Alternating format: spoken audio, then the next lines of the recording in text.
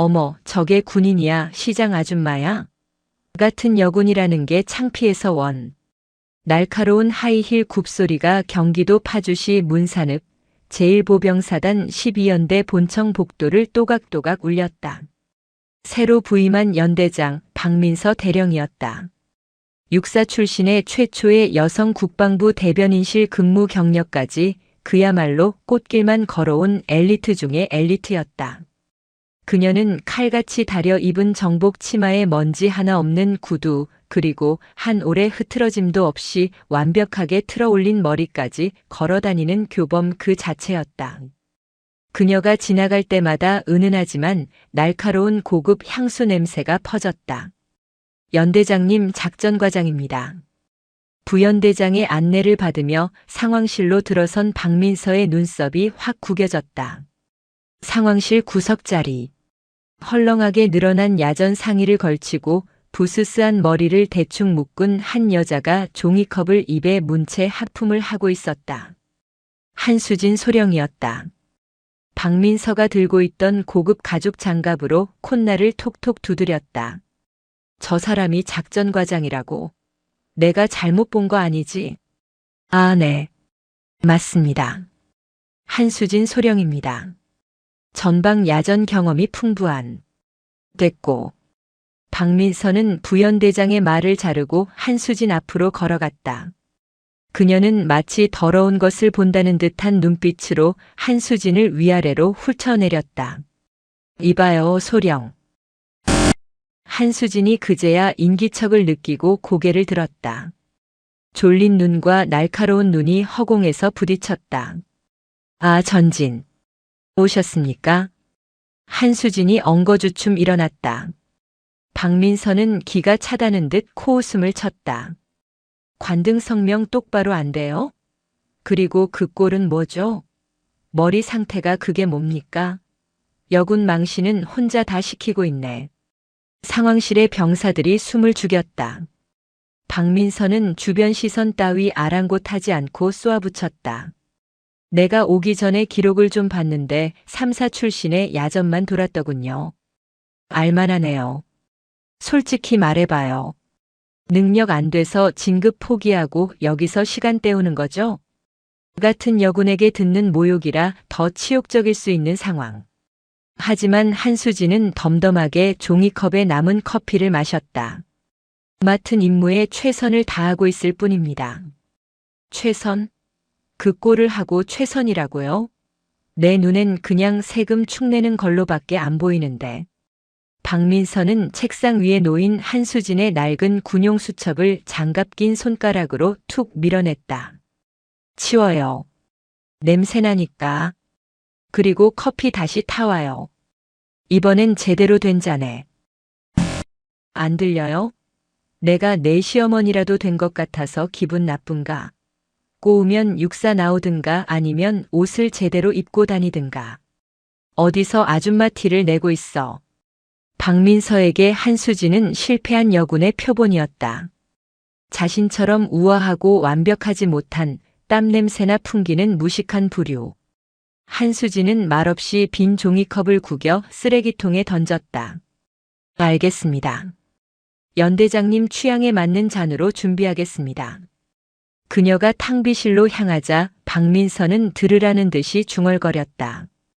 즉, 절에서 여자는 군대에 안 된다는 소리를 듣는 거야. 급이 달라, 급이. 다음 날 연대 전술토의 시간. 박민서는 자신이 준비한 화려한 작전 계획을 브리핑하며 자아도취에 빠져 있었다. 이번 훈련은 스피드가 생명입니다. 전차 대대를 선봉으로 적 중심을 타격하고. 연대장님, 이에 있습니다. 한수진이 손을 들었다. 박민서의 미간이 찌푸려졌다. 또 당신이야? 말해봐요. 짧게. 해당 지역은 해빙기라 전차 기동이 불가능합니다. 우회해야 합니다. 지극히 현실적인 조언이었다. 하지만 박민서에게는 자신의 완벽한 계획에 토를 다는 감히 수준 떨어지는 부하의 반항으로 느껴졌다. 한소령. 당신 겁먹었어? 박민서가 팔짱을 끼고 비웃었다. 이래서 내가 야전 출신을 안 믿는 거야. 맨날 안 된다는 핑계만 대지. 그러니까 당신이 만년소령인 거야. 머리가 나쁘면 용기라도 있어야지. 용기가 아니라 무모함입니다. 부하들을 사지로 몰아넣을 순 없습니다. 사지? 지금 나 가르쳐요? 내가 누군지 몰라? 감히 3사 출신 주제에. 박민서가 발끈하며 소리를 질렀다. 그녀의 자격지심이 폭발하는 순간이었다. 당신 이번 훈련에서 빠져. 밥차나 따라다니면서 병사들 밥이나 퍼줘. 그게 당신 수준에 딱 맞겠네. 몸 쓰는 건 잘할 거 아냐. 그날 저녁 회식 자리. 박민서는 술이 들어가자 더 노골적으로 한수진을 괴롭혔다. 어이 한소령. 고기 좀 팍팍 뒤집어봐. 여자가 왜 이렇게 굼떠? 집에서 살림 안 해봤어? 시대착오적인 발언이었지만 아무도 그녀를 말리지 못했다. 자, 여기 한 잔 따라봐. 센스 있게. 박민서가 빈잔을 내밀었다. 한수진이 무표정하게 소주병을 들었다. 콸콸. 술이 넘쳐 박민서의 값비싼 블라우스 소매에 튀었다. 악, 너 미쳤어.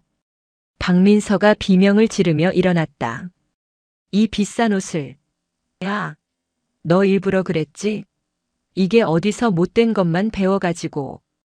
그녀는 분을 이기지 못하고 씩씩거렸다. 한수진은 조용히 냅킨을 건넸다. 죄송합니다. 제가 술 따르는 기술은 배운 적이 없어서요. 뭐? 너 지금 나랑 장난해? 내일부터 완전 군장 싸서 연병장 돌아. 명령이야. 박민서는 획 나가버렸다. 한수진은 자신의 잔에 남은 소주를 털어넣으며 작게 중얼거렸다. 술 따르는 기술 대신 딴 기술은 많이 배웠는데 말이지. 그녀의 눈빛이 순간 서늘하게 빛났다. 훈련 당일 새벽 폭우가 쏟아졌다. 박민서는 지휘 장갑차 안에서도 구겨질세라 완벽하게 다린 전투복을 입고 짜증을 내고 있었다. 비가 왜 이렇게 많이 와? 내 작전 다 망치겠네. 야, 선두중대. 왜 안 움직여? 빨리 진흙탕 뚫고 가라고 해. 그녀의 무리한 독촉에 결국 선두 전차가 뻘밭에 처박혔고 도로가 마비되었다. 12연대는 꼼짝없이 숲길에 고립되었다. 설상가상으로 무선망까지 먹통이 되었다. 통신관, 아직도 안 돼? 내가 이래서 무능한 것들은 안 쓴다고 했잖아. 박민서가 히스테리를 부리며 소리를 지르던 그때였다. 탕 마이너스. 빗소리를 찢는 날카로운 총성. 그리고 텐트 밖에서 비명이 들려왔다. 저기다. 실탄이다. 박민서의 얼굴이 하얗게 질렸다. 훈련이 아니었다. 진짜 상황이었다. 검은 우의를 입은 무장 공비들이 지휘소 텐트를 덮쳤다. 그들은 훈련받지 못한 참모들을 순식간에 제압하고 텐트 안으로 난입했다. 꼼짝 마라. 움직이면 쏜다. 피비린내 나는 살기. 박민서는 다리가 풀려 주저앉았다. 그녀의 완벽했던 화장과 머리는 빗물과 공포로 엉망이 되었다. 살려주세요. 저는 공비 중 우두머리가 비릿하게 웃으며 박민서에게 총구를 겨눴다. 남조선 나나의 계집 장교가 대장이었네. 운이 좋구만. 그가 방아쇠를 당기려는 절체절명의 순간. 서걱. 텐트 뒤쪽 천막이 소리 없이 찢겨나갔다. 그리고 누군가 그림자처럼 안으로 미끄러져 들어왔다. 진흙투성이가 된 야상 빗물에 젖어 얼굴에 달라붙은 머리카락. 한수진이었다. 하지만 그녀의 눈빛은 어제 봤던 그 졸린 눈이 아니었다. 수십 번의 사선을 넘나든 살아있는 병기의 눈빛이었다. 그녀는 우두머리가 반응하기도 전에 그의 손목을 내리쳐 총을 떨어뜨리게 만들었다. 그리고 번개 같은 동작으로 품에서 대검을 뽑아들었다. 크악! 순식간에 벌어진 일이었다. 한수진은 피가 튀는 아수라장 속에서 주저앉아 벌벌 떨고 있는 박민서를 돌아보았다.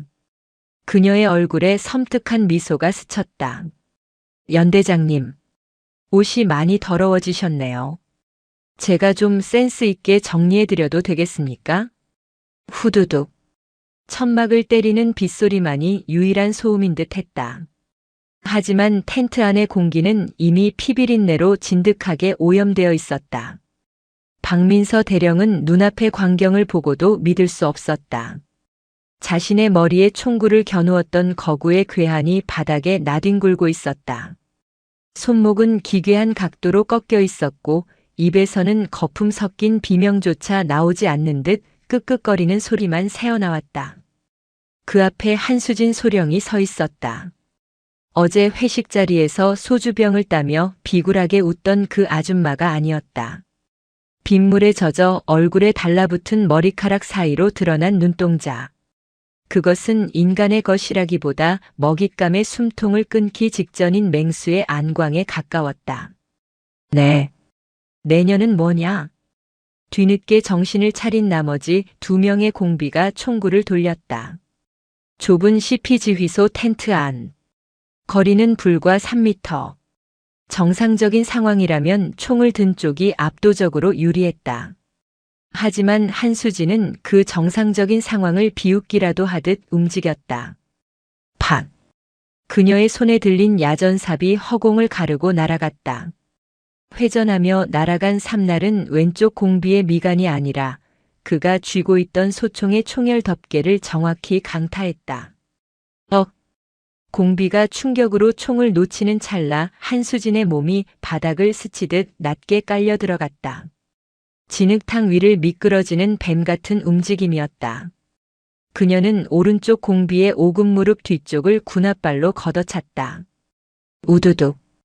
뼈가 어긋나는 소름 끼치는 파열음과 함께 사내의 몸이 앞으로 고꾸라졌다.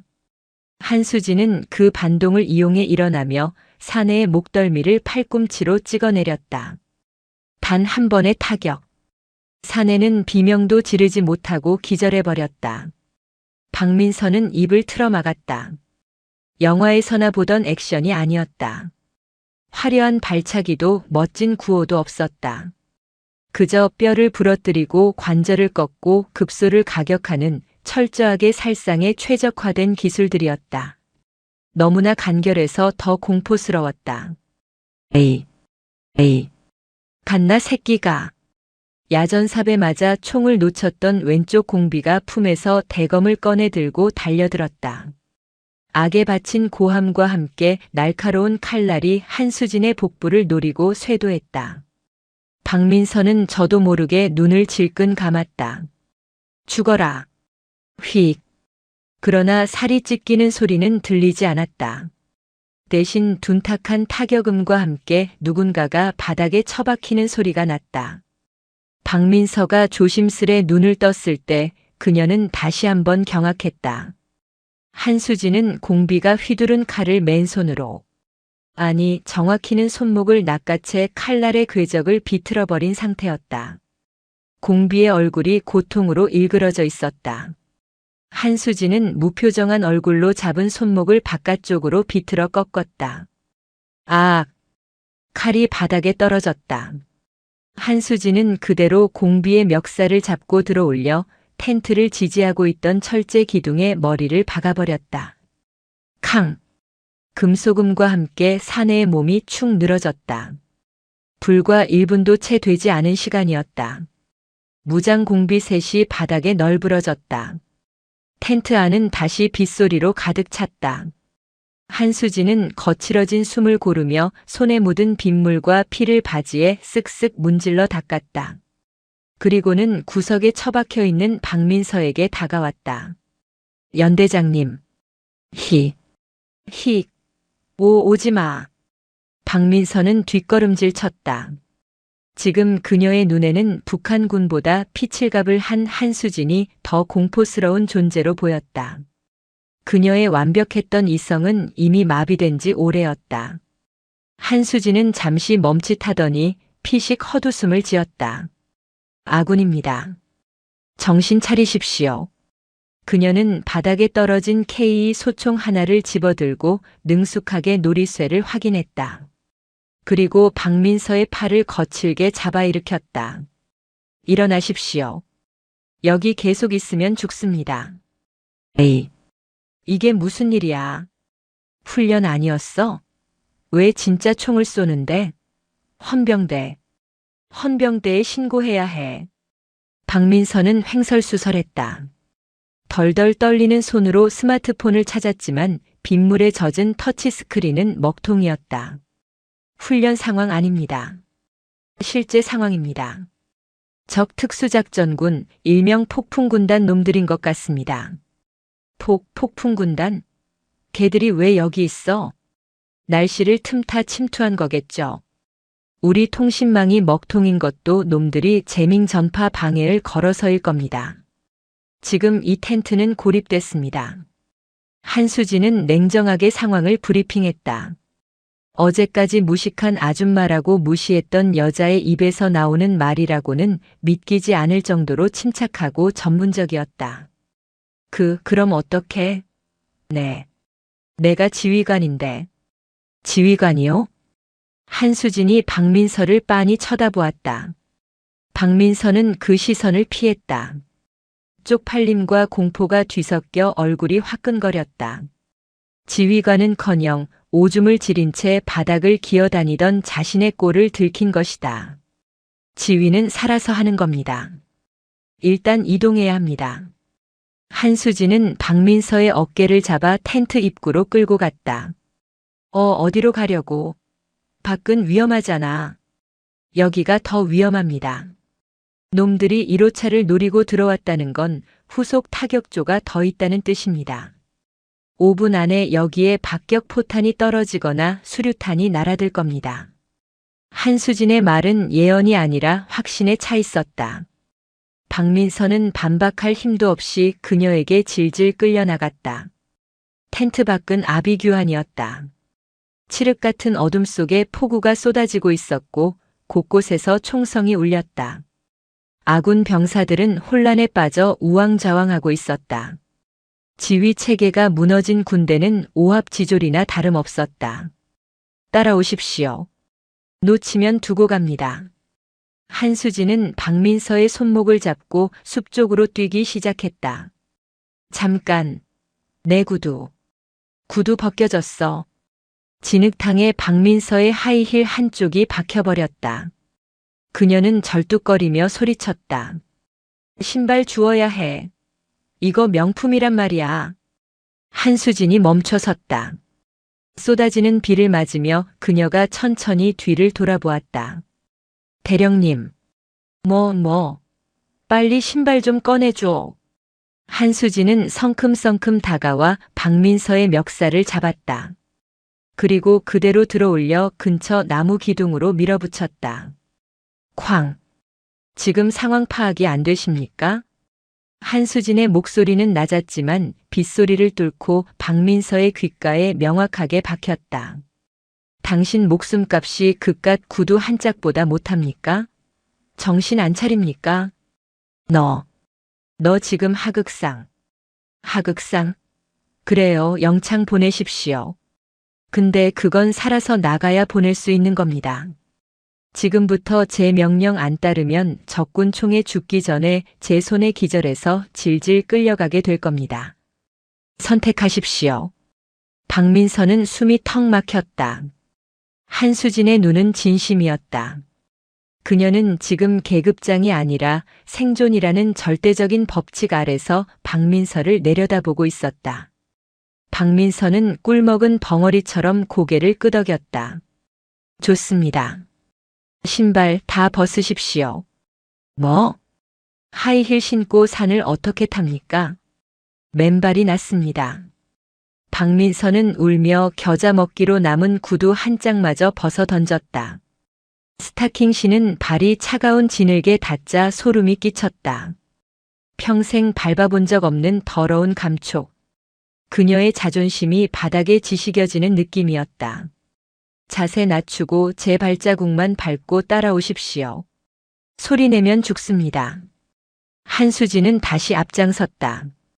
박민서는 덜덜 떨며 그녀의 뒤를 따랐다. 숲은 어둡고 축축했다. 나뭇가지가 얼굴을 때리고 가시던 불이 스타킹을 찢었다. 평소라면 이딴 곳엔 절대 못 들어간다며 비명을 질렀겠지만 지금은 그럴 힘도 없었다. 얼마나 걸었을까? 한수진이 갑자기 손을 들어 정지 신호를 보냈다.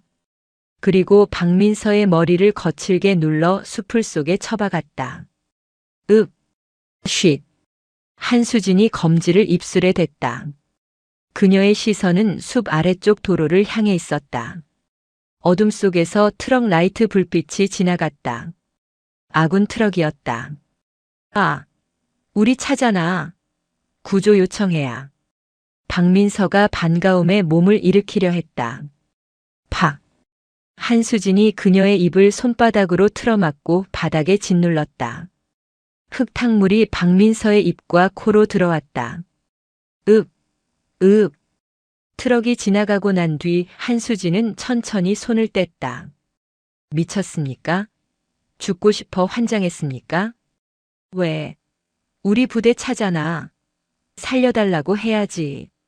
운전병 얼굴 봤습니까? 뭐? 운전석에 앉아있던 놈 아군 아닙니다. 인민군 복장이었다고요. 놈들이 이미 우리 차량을 탈취했습니다. 손 흔들었으면 바로 벌집 됐을 겁니다. 박민서는 멍하니 입을 벌렸다. 빗줄기 사이로 멀어지는 트럭의 적재함에 낯선 군인들이 타고 있는 것이 희미하게 보였다. 등골이 오싹했다. 자신은 정말 아무것도 모르는 바보였다. 엘리트라고 자부했지만 실전에서는 눈뜬 장님이나 다름없었다. 이제 어떡해? 우린 다 죽었어. 박민서가 흐느끼기 시작했다. 공포와 절망이 한꺼번에 밀려왔다. 한수진은 한숨을 쉬며 주머니에서 뭔가를 꺼냈다. 초콜릿바였다. 껍질을 까서 반을 뚝 부러뜨려 박민서에게 내밀었다. 드십시오. 에이, 이 상황에 그게 넘어가? 당 떨어지면 머리 안 돌아갑니다. 살아서 나가려면 드십시오. 명령입니다. 박민서는 떨리는 손으로 초콜릿을 받아 입에 넣었다. 흙이 씹히고 빗물이 섞인 초콜릿. 달콤함보다는 비릿함이 더 강하게 느껴졌다. 하지만 이상하게도 그 작은 당분이 몸에 들어가자 떨림이 조금 진정되었다. 그제야 박민서의 눈에 한수진의 모습이 제대로 들어왔다. 비에 젖어 얇은 러닝 셔츠가 몸에 달라붙어 있었다. 그리고 찢어진 소매 사이로 드러난 팔뚝. 거기엔 흉측한 화상 자국과 칼에 베인 듯한 하얀 흉터들이 얽혀 있었다. 그 위로 흐릿하게 새겨진 문신 하나. 707 특임대원만 하는 문신이었다. 박민서는 눈을 의심했다. 자네. 그 팔. 한수진은 박민서의 시선을 느끼고는 무심하게 소매를 끌어내려 상처를 가렸다. 요리하다 다친 겁니다. 아시잖습니까? 제가 고기 굽는 거 말고는 할 줄 아는 게 없어서. 거짓말이었다. 뻔뻔하고도 명백한 거짓말. 박민서는 어제 자신이 했던 말들을 떠올렸다. 여군 망신이다. 능력 없어서 야전이나 돈다. 커피나 타와라. 얼굴이 화끈거려 견딜 수가 없었다. 눈앞에 있는 이 여자는 패급이 아니었다. 자신이 감히 평가할 수도 없는 진짜 백이었다. 미안. 아내. 박민서가 기어들어가는 목소리로 말했다. 빗소리에 묻힐 만큼 작은 목소리였다. 뭐라고 하셨습니까? 아니야. 박민서는 고개를 돌렸다. 아직은 자존심이 허락하지 않았다. 하지만 그녀는 알고 있었다. 지금 이 지옥 같은 숲에서 자신이 의지할 수 있는 동아줄은 자신이 그토록 무시했던 저 아줌마 소령의 굵고 거친 손뿐이라는 것을. 자, 다시 이동합니다. 이번엔 좀 뛸 겁니다. 맨발 조심하십시오. 한수진이 몸을 일으켰다. 어둠 속에서 번개가 쳤다. 번쩍이는 섬광 아래 드러난 그녀의 등은 박민서가 보아왔던 그 어떤 장군들의 등보다 더 거대하고 단단해 보였다. 네, 알겠습니다. 박민서는 자신도 모르게 존댓말을 쓰고 말았다. 그것은 엘리트 대령이 야전 소령에게 바치는 생애 첫 번째 진심 어린 복종이었다. 비는 그칠 기미가 보이지 않았다. 파주의 사냐는 거대한 늪처럼 변해 있었다. 박민서 대령은 이를 악물었다.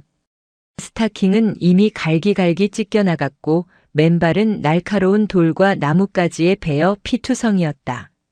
한 걸음 내디딜 때마다 발바닥을 찌르는 고통이 뇌수를 관통하는 듯 했다. 신음이 절로 새어나왔다. 하지만 그녀는 멈출 수 없었다. 앞서가는 한수진 소령의 등은 조금의 흔들림도 없었다. 마치 이 어둠과 빗줄기가 그녀에게는 아무런 장애물이 되지 않는 것 같았다. 한수진이 갑자기 멈춰 섰다. 박민서는 그녀의 등에 코를 박을 뻔했다. 왜 그래? 한수진은 대답 대신 검지를 입술에 댔다. 그리고 바닥에 납작 엎드려 귀를 기울였다. 박민서도 엉거주춤 따라 엎드렸다. 차가운 진흙이 배로 스며들었다.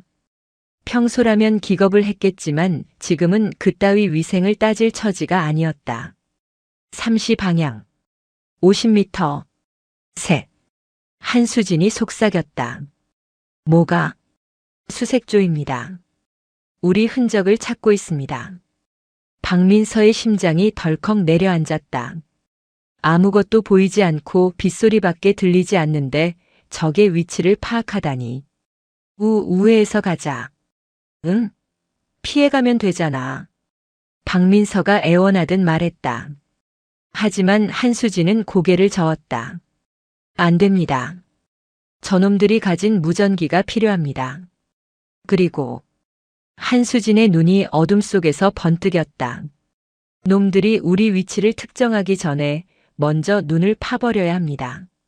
미쳤어? 우린 둘이고 쟤들은 셋이야. 게다가 난 무기도 없고. 대령님은 여기 계십시오. 제가 신호를 보내면 그때 나오시면 됩니다. 한수진은 박민서에게 자신이 들고 있던 K2 소총을 쥐어주었다. 이걸 왜 나한테? 혹시라도 놈들이 여기까지 올라오면 쏘십시오.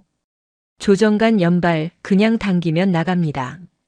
한수진은 그 말을 남기고 칠흑 같은 숲속으로 사라졌다. 박민서는 덜덜 떨리는 손으로 소총을 끌어안았다. 무겁고 차가운 쇳덩어리. 그녀는 장교로 임관한 지 20년이 넘었지만 사격장에서 표적지를 향해 쏘는 것 외에 사람을 향해 총을 겨누는 상황은 상상조차 해본 적이 없었다. 시간이 멈춘 것 같았다. 1분, 2분. 빗소리 외에는 아무 소리도 들리지 않았다. 도망쳤나? 나만 버리고 도망친 거 아니야? 불안감이 엄습하던 찰나였다. 퍽.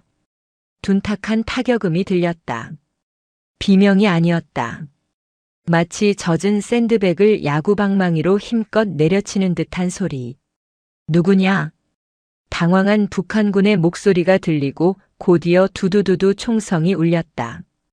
박민서는 비명을 지르며 귀를 막고 웅크렸다. 눈앞에서 불꽃이 튀었다. 죽는다. 여기서 죽는다. 공포에 질려 눈을 감고 있는데 갑자기 숲이 조용해졌다. 총성도 고함도 뚝 끊겼다. 오직 빗소리뿐이었다. 박민서는 숨도 쉬지 못하고 어둠을 응시했다. 누가 이긴 거지? 한소령이 죽었나? 그때 수풀이 흔들리며 누군가 걸어왔다. 박민서는 반사적으로 총구를 들이댔다. 오지 마. 쏜다. 조정관 안전입니다. 당겨도 안 나갑니다. 익숙한 목소리. 한수진이었다. 그녀는 한 손에 적에게서 노획한 무전기와 단축형 소총을 들고 있었다. 다른 한 손으로는 빗물에 젖은 머리카락을 쓸어 넘겼다. 내려오십시오. 상황 종료됐습니다. 박민서는 다리에 힘이 풀려 주저앉았다. 한수진의 군복은 아까보다 더 짙은 색으로 물들어 있었다. 그것이 빗물인지 피인지 구분할 수 없었다. 나 죽인 거야? 혼자서? 죽이지 않으면 죽으니까요.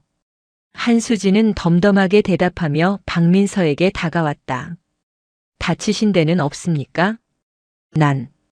난 괜찮아. 근데 너 피. 박민서가 한수진의 옆구리를 가리켰다.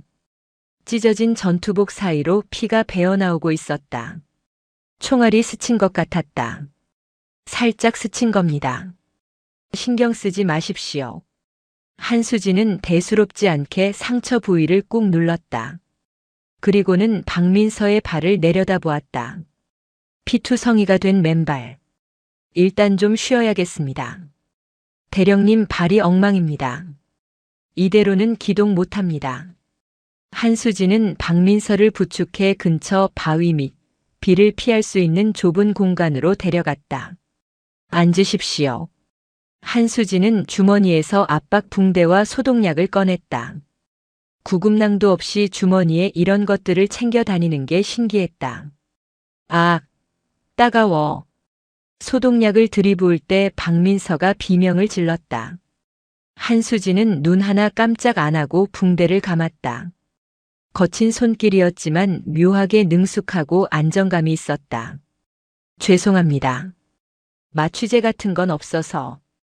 박민서는 자신의 발을 치료해주는 한수진의 정수리를 내려다보았다. 어제까지만 해도 커피 심부름이나 시키며 아줌마라고 모욕했던 여자.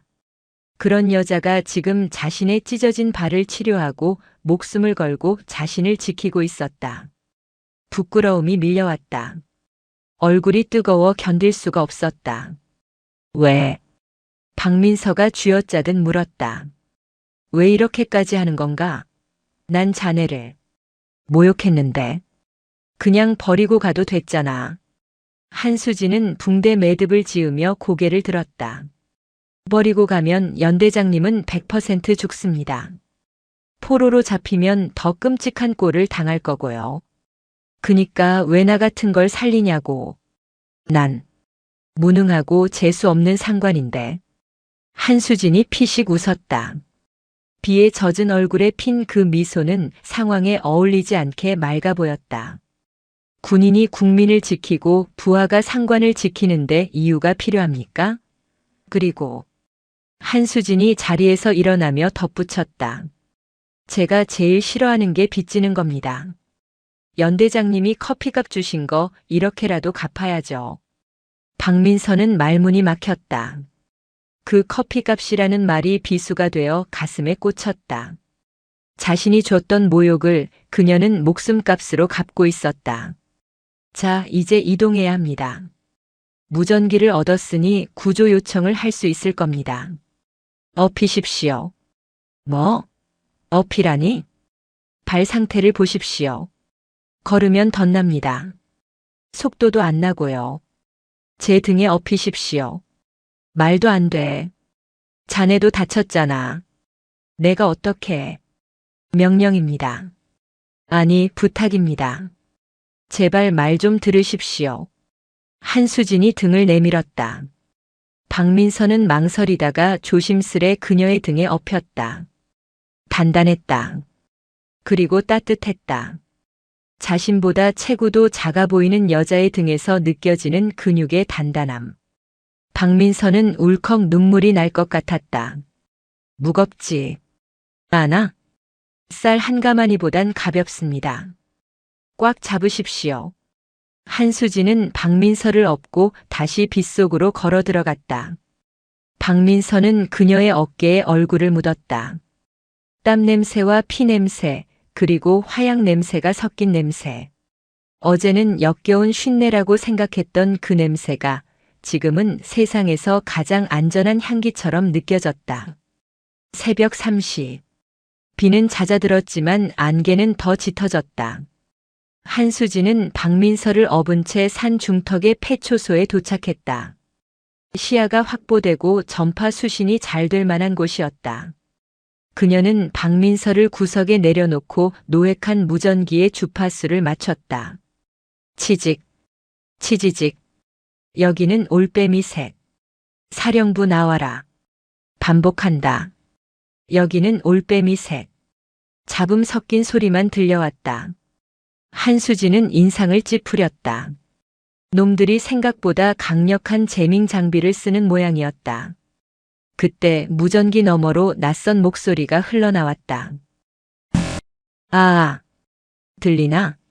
남조선 동무들. 박민서가 화들짝 놀라 한수진의 팔을 잡았다. 북한군이었다. 그들이 주파수를 도청하고 있었다. 쥐새끼처럼 잘도 도망 다니는구만. 내 부하 셋을 죽인 솜씨가 제법이야. 보통 놈들이 아니야. 느물거리는 목소리. 하지만 그 안에 담긴 살기는 섬뜩했다. 한수진은 무전기 송신 버튼을 눌렀다. 칭찬 고맙다. 근데 숨바꼭질은 이제 지겨운데. 니들 대장이 누구냐? 박민서는 기겁했다. 야, 왜 대답을 해? 위치 들키면 어쩌려고. 한수진은 박민서에게 조용히 하라는 눈짓을 보냈다. 그녀는 지금 적을 도발해 정보를 캐내려는 심산이었다. 하하.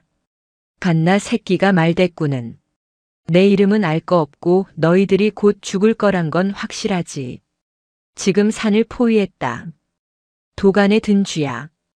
포위? 글쎄. 내가 보기엔 니들이 갇힌 것 같은데. 뭐라고? 니들 부하들 시체는 봤나? 내가 걔들 몸에 뭘 좀 남겨뒀는데. 한수진의 말에 무전기 너머 침묵이 흘렀다. 잠시 후 쾅 하는 폭발음이 멀리서 희미하게 들려왔다. 에이, 이 개새끼가 부비트랩을 설치해. 무전기 너머로 당황한 고함과 욕설이 터져나왔다. 한수진은 오장에서 처치한 적들의 시체에 수류탄 안전핀을 살짝 걸어두고 왔던 것이다. 시체를 수습하려던 놈들이 당한 것이 분명했다. 한수진은 입꼬리를 올리며 말했다. 이제 시작이야. 파주 땅이 니들 무덤이 될 거다. 기대해라. 그녀는 무전기를 꺼버렸다. 박민서는 입을 다물지 못했다. 너 정체가 뭐야? 아까 그건 또 언제 설치했어? 그냥 옛날 버릇입니다. 한수진은 덤덤하게 대답했지만 박민서는 소름이 돋았다. 옛날 버릇이라니.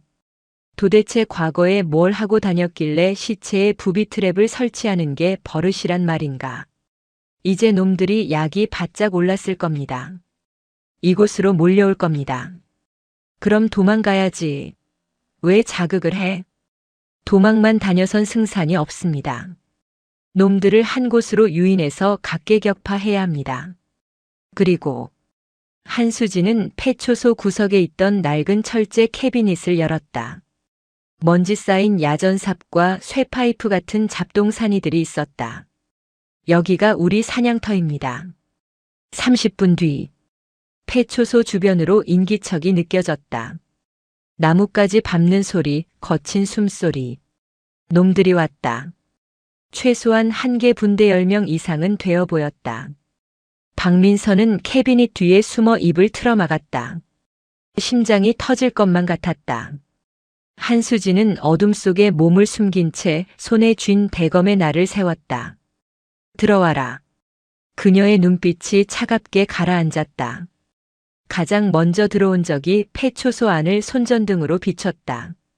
빛이 박민서가 숨은 캐비닛 쪽을 향했다. 거기 누구냐? 적이 소리치며 총구를 겨누는 순간 천장에 매달려 있던 한수진이 박쥐처럼 낙하했다. 퍽! 그녀의 무릎이 적의 어깨를 찍어 눌렀다. 동시에 그녀의 칼이 적의 목을 그었다. 비명도 없이 적이 쓰러졌다. 적이다. 아니다. 밖에서 대기하던 적들이 일제히 사격을 가했다. 타타타타탕. 폐초소 벽이 벌집이 되었다. 콘크리트 파편이 튀고 먼지가 자욱하게 일어났다. 대령님, 엎드리십시오. 한수진은 박민서를 몸으로 감싸 안으며 바닥을 굴렀다. 총알이 그녀의 등 위로 빗발쳤다. 박민서는 한수진의 품 안에서 그녀의 심장 소리를 들었다. 쿵, 쿵, 쿵. 침착하고 규칙적인 박동. 젠장, 수가 너무 많아. 한수진이 이를 갈았다. 정면 승부로는 무리였다.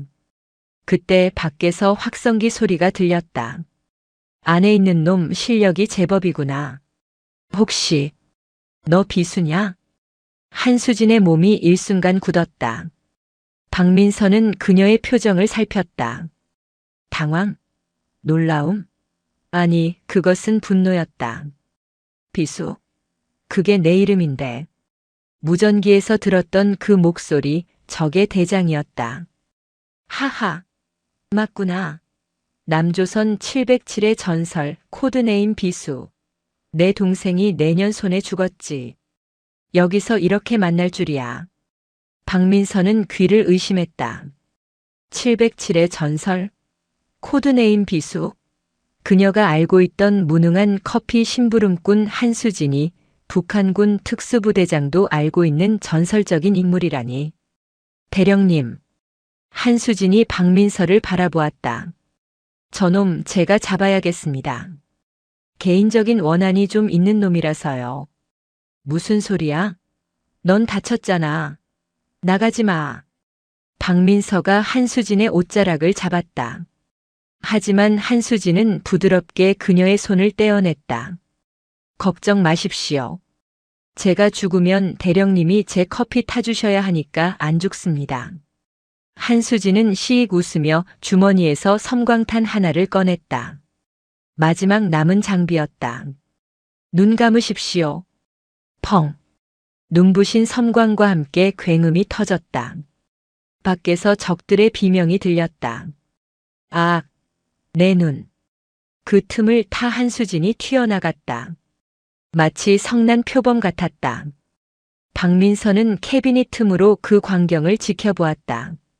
총을 버리고 대검과 야전삽을 양손에 쥔 한수진은 혼란에 빠진 적진 한복판을 춤추듯 휘저었다.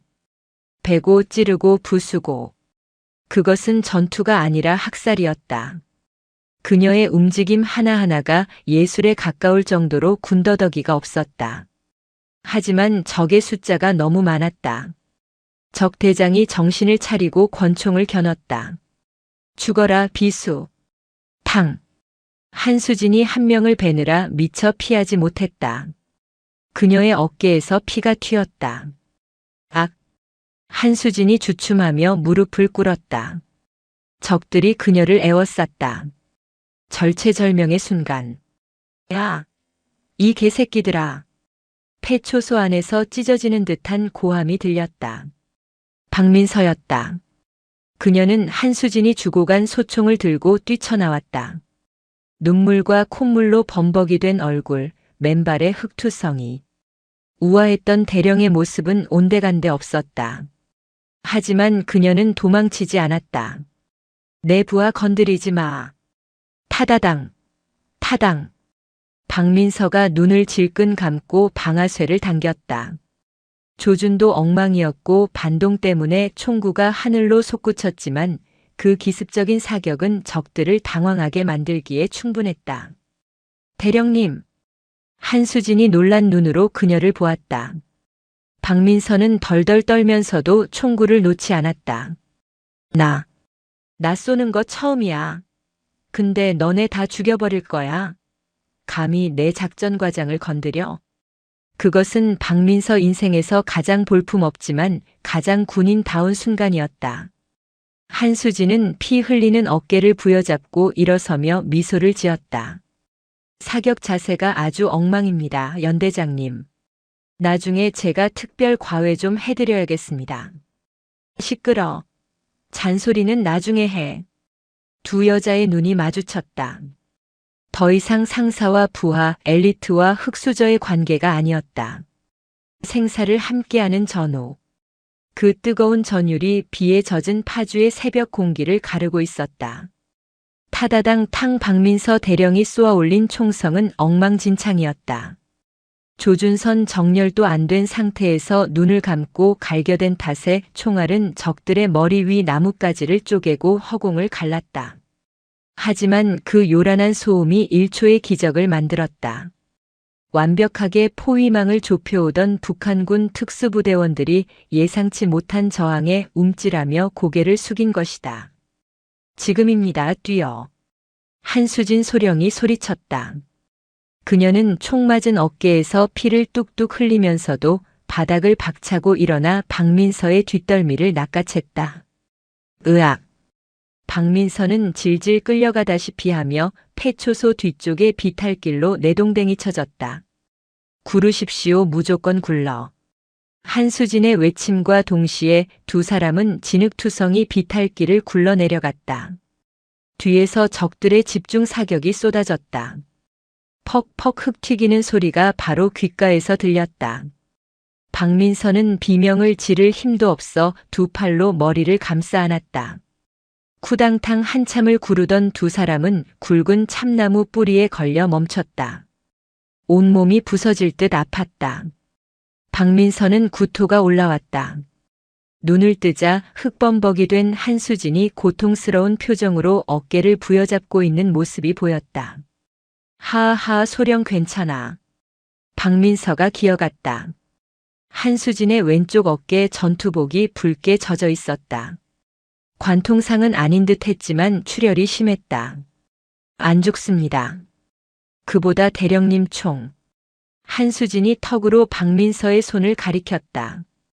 박민서는 그제야 자신이 아직도 소총을 꽉 쥐고 있다는 사실을 깨달았다. 얼마나 세게 쥐었는지 손가락 마디가 하얗게 질려 있었다. 탄창 확인하십시오. 다 쐈습니까? 어떻게 하는 건지 몰라. 한수진은 한숨을 삼키며 성한 오른손으로 박민서의 총을 낚아챘다. 놀이쇠를 후퇴 고정하고 약실을 확인했다. 2발 남았습니다. 아까 그 난사를 하고도 용케 남겼군요. 한수진은 능숙하게 자신의 탄띠에서 새 탄창을 꺼내 갈아 끼워 주었다. 잘 들으십시오. 이제 도망칠 곳은 없습니다. 저 위쪽 능선은 놈들이 장악했습니다. 우린 이 바위 틈을 끼고 농성해야 합니다.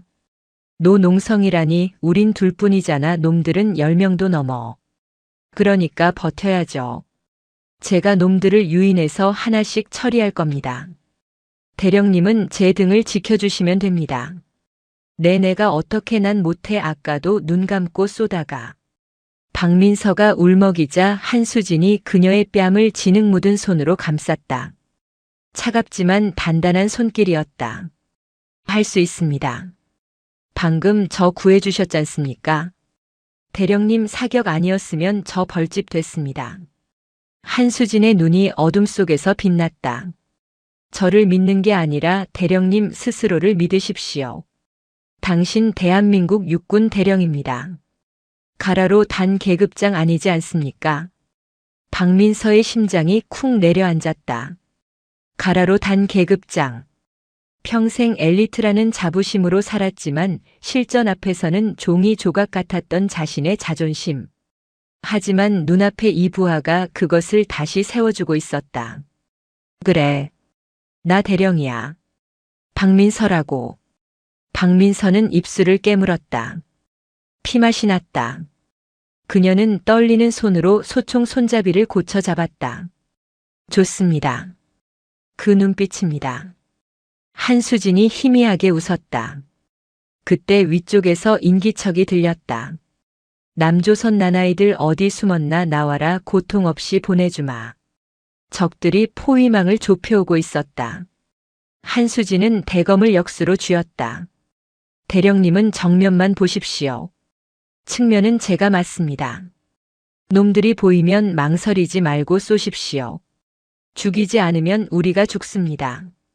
한수진이 어둠 속으로 스며들 듯 사라졌다. 박민서는 바위 뒤에 몸을 숨기고 총구를 전방으로 겨눴다. 빗줄기는 잦아들었지만 안개는 더 짙어져 한치 앞도 보이지 않았다. 바스락 오른쪽 수풀이 흔들렸다. 바람인가 짐승인가 아니면 적군인가. 박민서의 검지가 방아쇠에 걸렸다. 숨이 턱턱 막혔다. 수풀을 헤치고 검은 그림자가 불쑥 나타났다. 북한군이었다.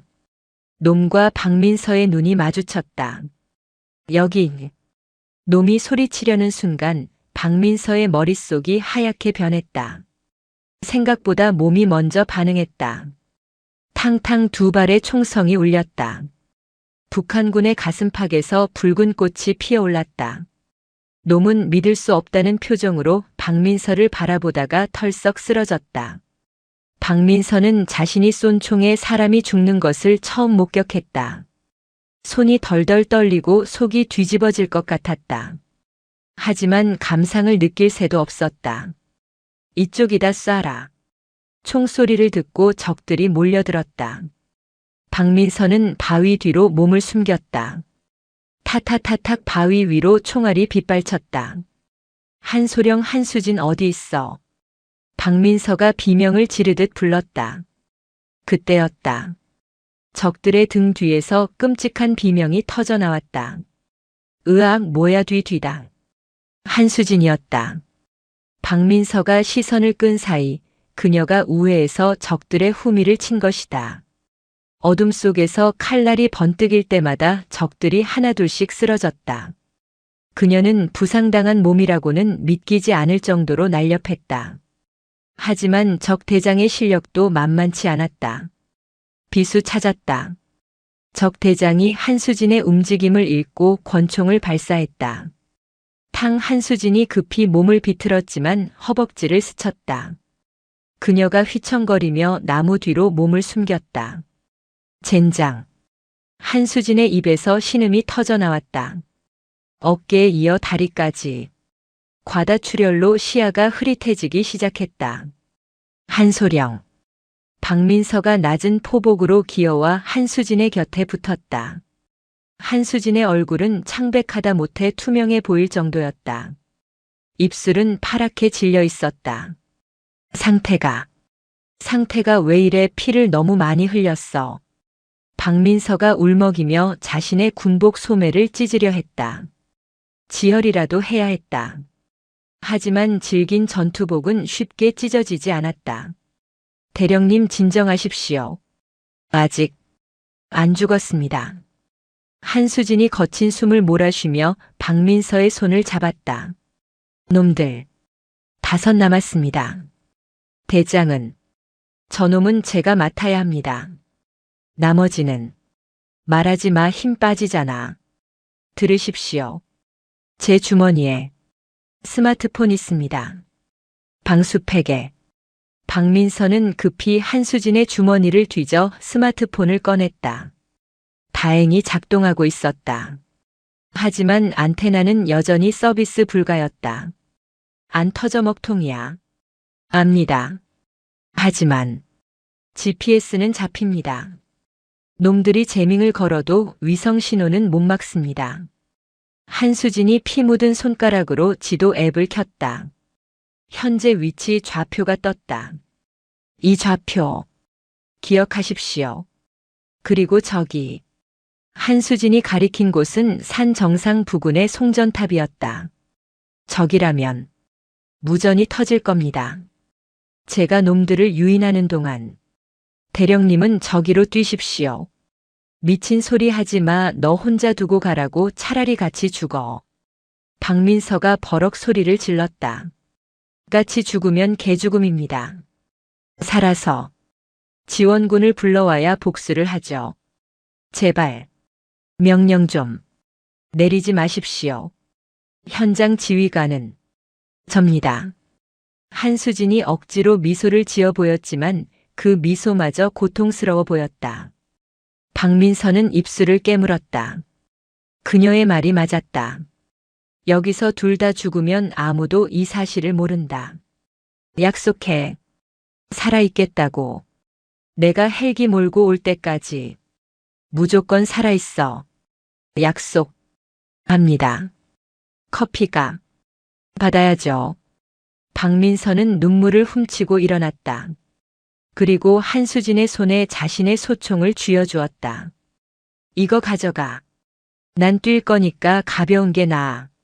한수진이 놀란 눈으로 쳐다봤지만 박민서는 뒤도 돌아보지 않고 송전탑을 향해 뛰기 시작했다. 야, 이 쥐새끼들아, 나 여기 있다. 박민서가 고래고래 소리를 지르며 뛰었다.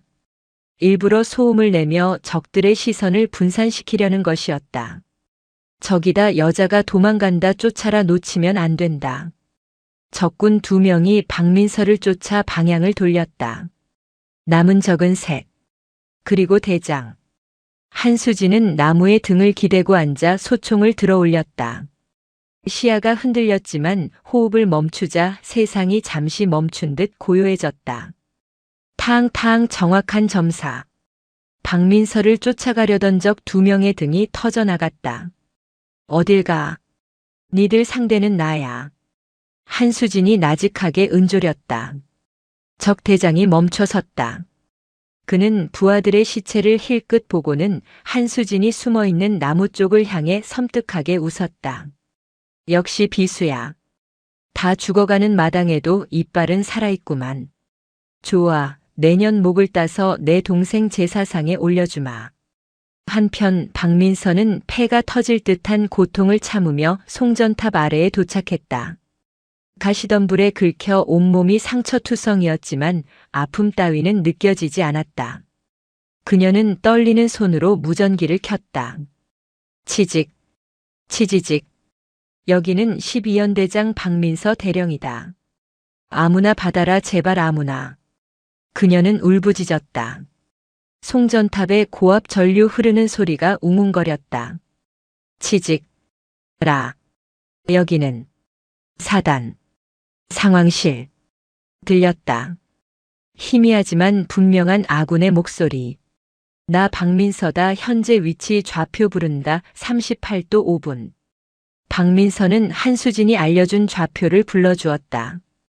연대장님 무사하십니까? 현재 가용 병력 전원 투입했습니다. 위치 확인했습니다. 병력 필요 없어. 포병 사격 지원에 당장. 예, 포병 사격 말씀입니까? 하지만 아군 피해가 우려됩니다.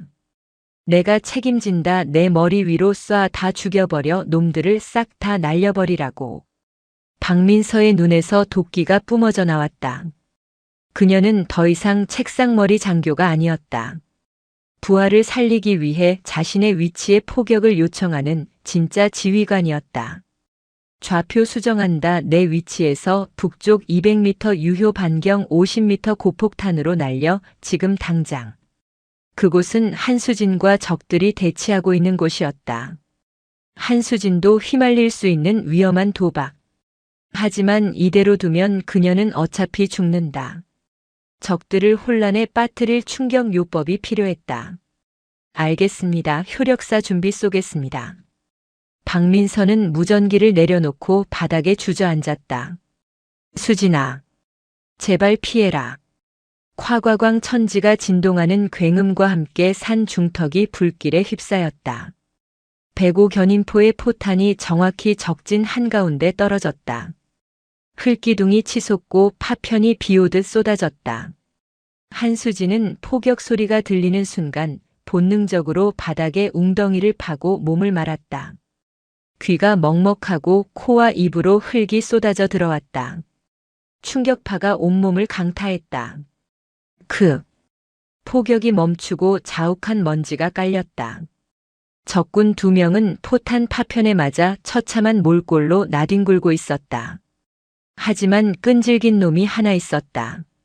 먼지 구름 속에서 적 대장이 비틀거리며 걸어 나왔다.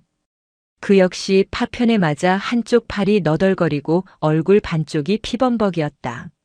하지만 눈빛만은 형형하게 살아있었다. 에이, 독한 년. 자기 머리 위로 포를 불러. 한수진도 힘겹게 몸을 일으켰다. 소총은 포격 충격으로 망가져 있었다. 그녀는 마지막 남은 무기, 대검을 뽑아들었다. 말했잖아. 니들 무덤이라고. 죽여버리겠어. 적 대장이 왼손에 쥔 단검을 휘두르며 달려들었다. 한수진은 피할 힘도 없었다. 하지만 그녀에게는 기술이 그리고 악이 남아 있었다. 챙칼과 칼이 부딪히며 불꽃이 튀었다.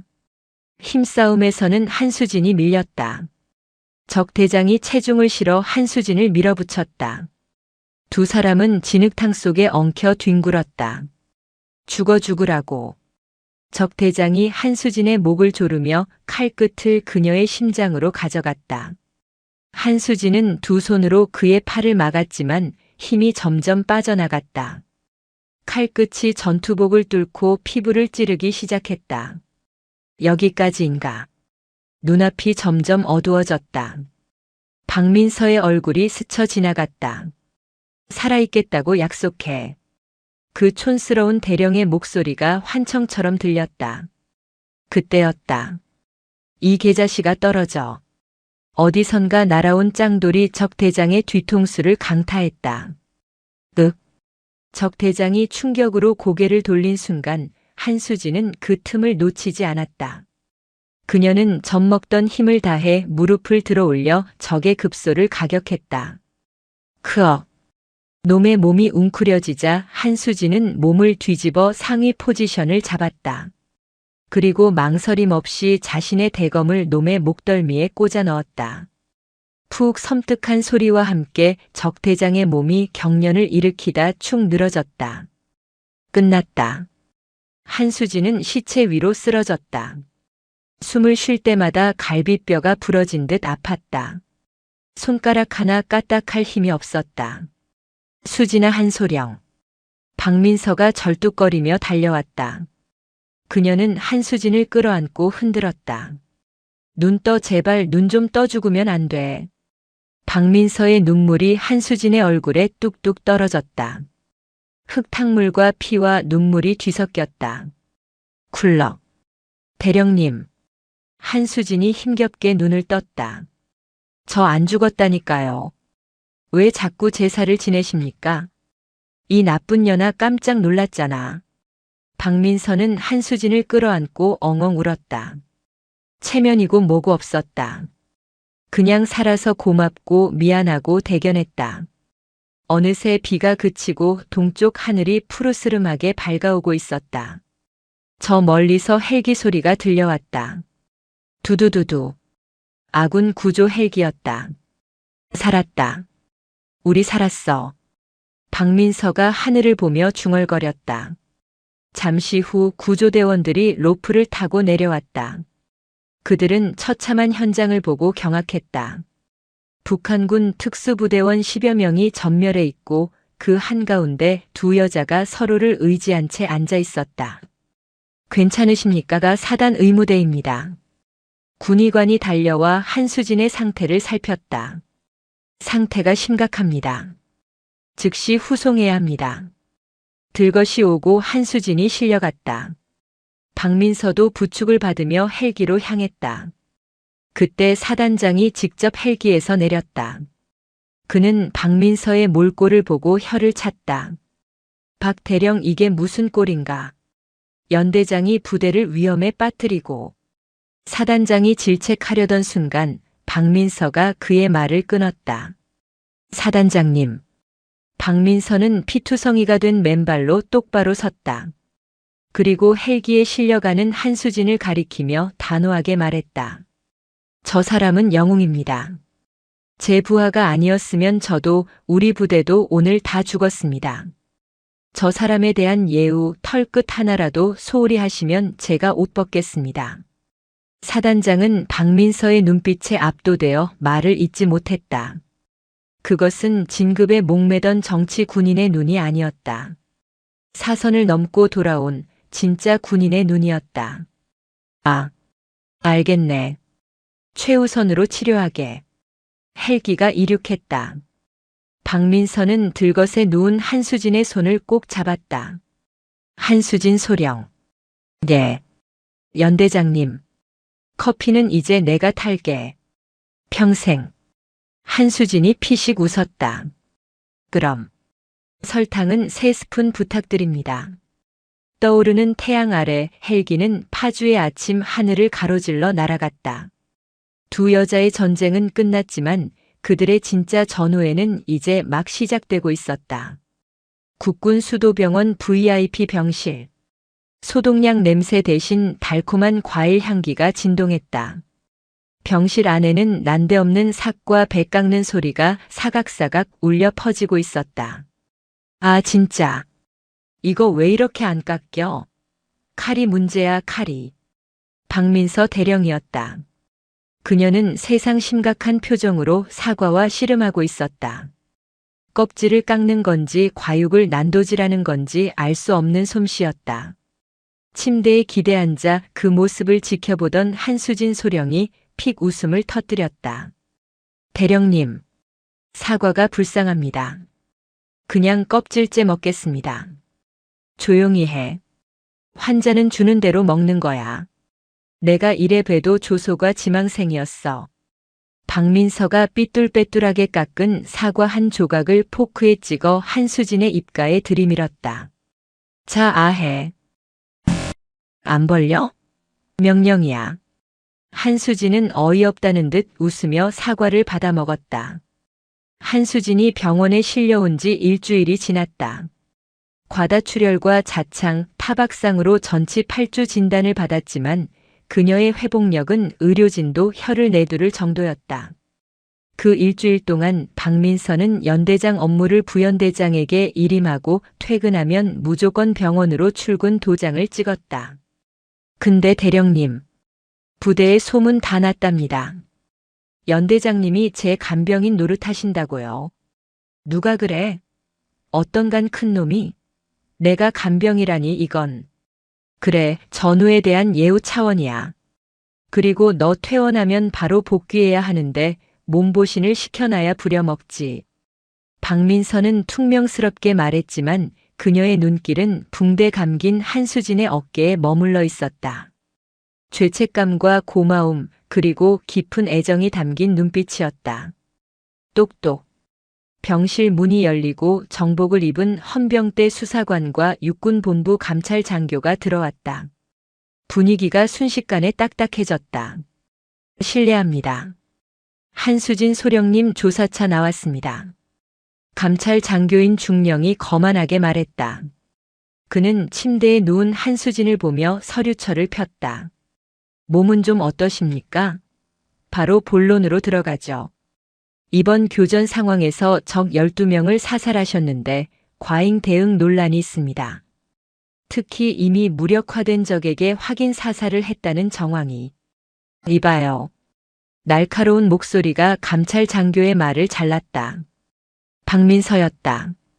그녀는 사과 깎던 과도를 테이블에 탁 내려놓고 천천히 일어섰다.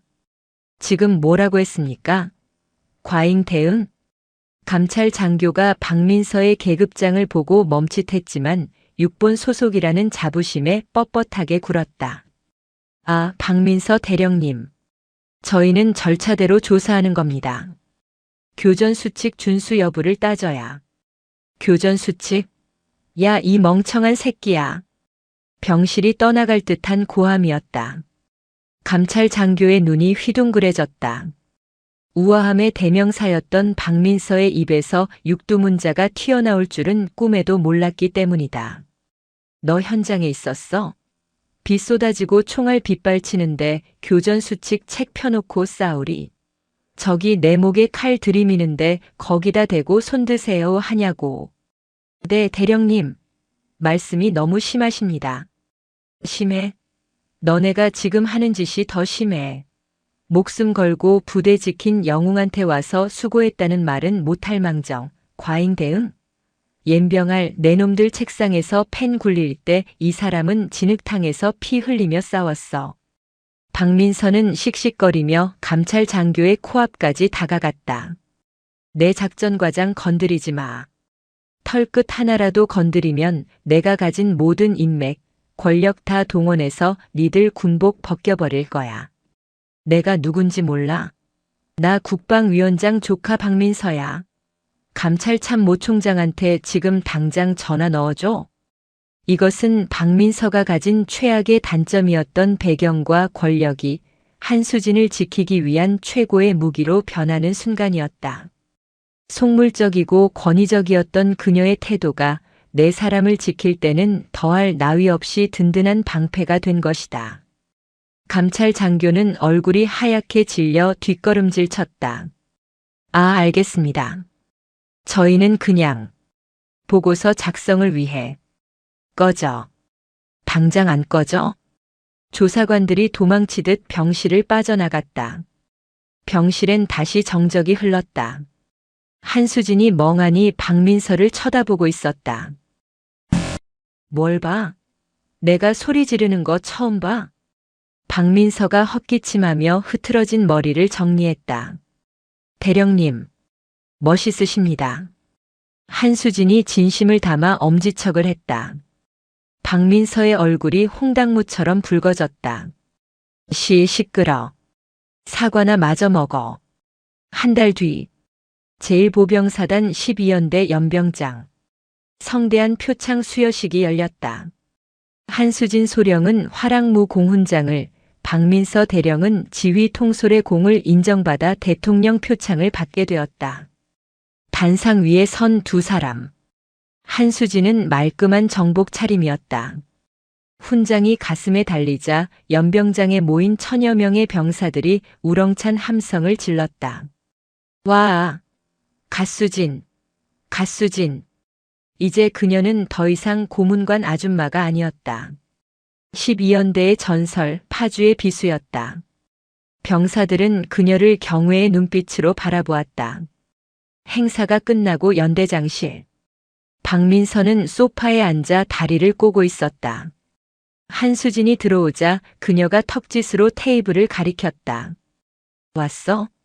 거기 앉아. 테이블 위에는 최고급 원두커피 머신과 예쁜 커피잔 2개가 놓여 있었다. 이게 뭡니까? 뭐긴. 티타임이지. 박민서가 직접 일어나 커피 머신을 작동시켰다. 향긋한 아로마 향이 방 안을 채웠다. 나 다음 달에 진급해. 6본으로 영전한다. 축하드립니다. 드디어 별준장 다십니까? 아니, 아직 별은 아니고 주요 보직으로 가는 거야. 가서 707이랑 특전사 예산 좀 팍팍 늘려주려고. 박민서가 간 내린 커피를 한수진 앞에 놓았다. 그리고 각설탕통을 열었다. 자, 설탕 3스푼. 맞지? 하나, 둘, 셋. 그녀는 정성스럽게 설탕을 넣고 티스푼으로 저었다. 달그락거리는 소리가 경쾌했다. 한수진은 묘한 기분이 들었다. 첫 만남, 이 방에서 믹스커피를 타오라며 모욕을 줬던 그 여자가 이제는 직접 최고급 커피에 설탕까지 타주고 있었다. 드세요, 한수진 영웅님. 감사합니다, 박민서 대령님. 한수진이 커피를 한 모금 마셨다. 달콤하고 쌉싸름했다. 저기 수진아. 네. 나가면. 너 심심해서 어떡하냐? 나만큼 너 갈구는 사람도 없을 텐데. 박민서의 목소리가 살짝 떨렸다. 정이 많이 든 모양이었다. 한수진은 미소를 지으며 잔을 내려놓았다. 걱정 마십시오. 6본 가시면 주말마다 커피 얻어 마시러 가겠습니다. 뭐? 여기가 어디라고 주말에 와? 오지 마. 귀찮아. 박민서는 손사래를 쳤지만 입가에는 숨길 수 없는 미소가 번져 있었다. 아, 그리고 이거. 한수진이 품에서 뭔가를 꺼내 테이블 위에 올려놓았다. 꼬깃꼬깃한 믹스커피 봉지 하나였다. 이게 뭐야? 제 전출 선물입니다. 6본 가서 힘드실 때 이거 드시면서 제 생각하십시오. 참나. 기가 막혀서. 내가 이 싸구려를 먹을 것 같아? 박민서는 투덜거렸지만 소중한 보물이라도 되는 양 믹스커피를 집어 자신의 다이어리 사이에 끼워 넣었다. 충성. 작전과장 한수진 작전지역 복귀를 명받았습니다. 한수진이 절도 있게 거수 경례를 붙였다. 칼 같은 각도, 흔들림 없는 눈빛. 진짜 군인의 경례였다. 박민서도 자리에서 일어나 옷매무새를 다듬었다. 그리고 진지한 표정으로 마주 경례를 했다. 전진. 고생했다. 내 최고의 군인. 두 여자는 서로를 바라보며 환하게 웃었다. 창밖으로 파주의 맑은 봄 햇살이 쏟아져 들어왔다. 전쟁 같았던 그들의 봄은 가고 이제 따뜻하고 단단한 신뢰의 계절이 오고 있었다.